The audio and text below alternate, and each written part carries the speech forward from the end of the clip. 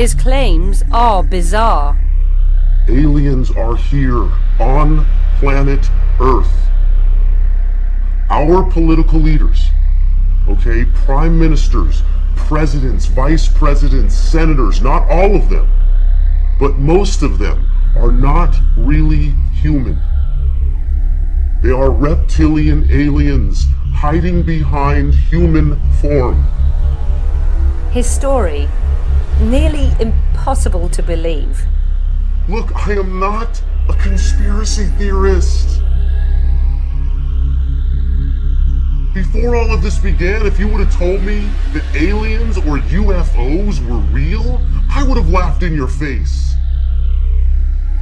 But what we captured on video is real. Is this man just another desperate filmmaker looking for publicity? Or is he telling the truth? If I am lying to you, tell me, who burnt down my apartment? You checked with the fire department. They told you, they confirmed to you that this was an act of arson. The US government did this to try and destroy my evidence.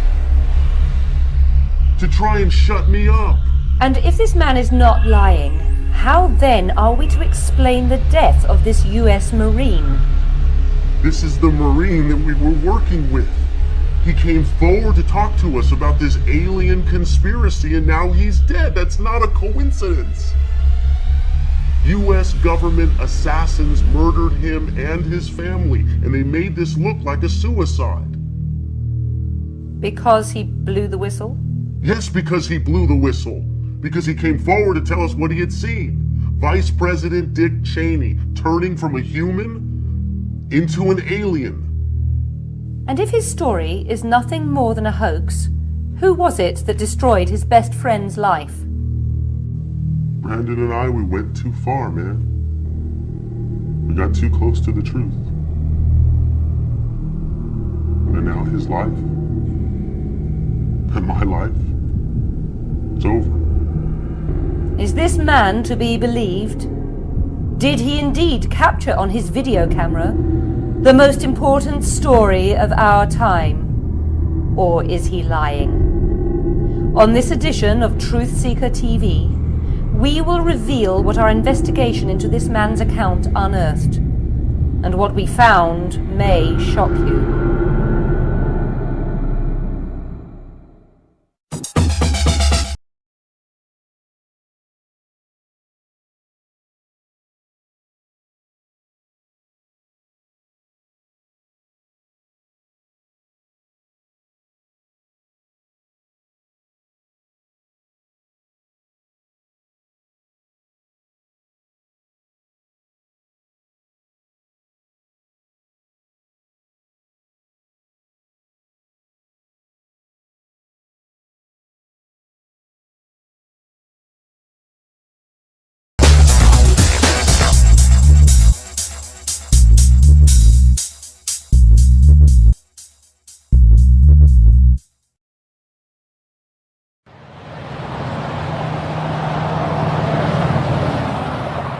Los Angeles, California, December 2005. Our subject has agreed to grant us an interview, but only if we protect his anonymity. Because he fears for his life, we have agreed not to call him by his real name. For the purpose of this report, we will refer to him as Mr. X.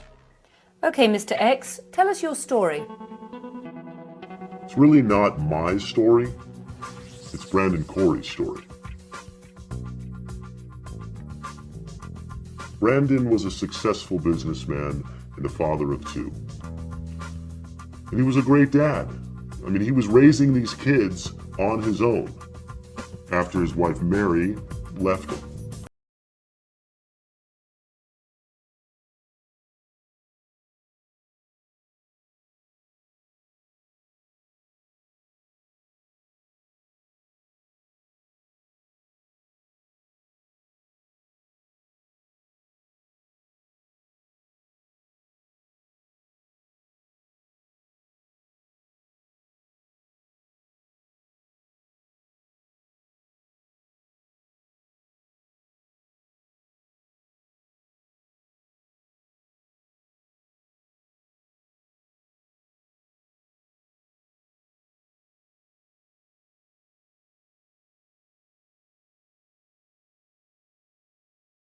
Jude Kemper disappeared.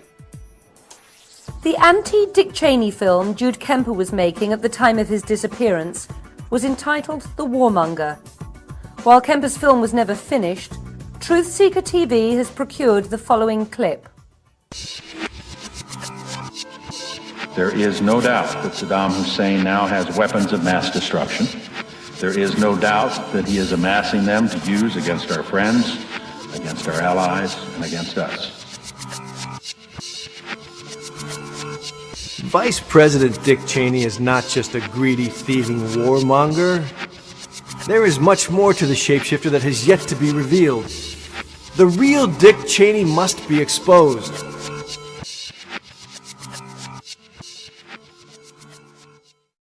What was your opinion of Jude Kemper? I didn't like him. I mean, I didn't agree with his politics at all. I mean, Christ, I voted for Bush and Cheney. But I can see how a guy like Brandon fell under Jude's spell. Brandon was naive. And Jude was tricky.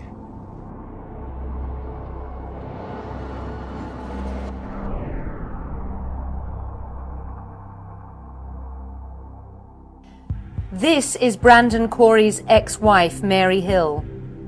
We asked Ms. Hill for her impressions of her ex-husband's best friend and guru, Jude Kemper. Jude was definitely in your face when it came to his political views. Very left-wing, and he wanted everybody to know it. He's a very intelligent person, you know, no doubt about it. Very articulate, but out there. Conspiracy stuff. He once went on and on to me about how we are living in Orwellian times and how one day very soon we will be living in a police state, and I don't know. To be honest, he was not tactful, and at times he was inappropriate. How so? He kept referring to Vice President Dick Cheney as a terrorist and a Satanist.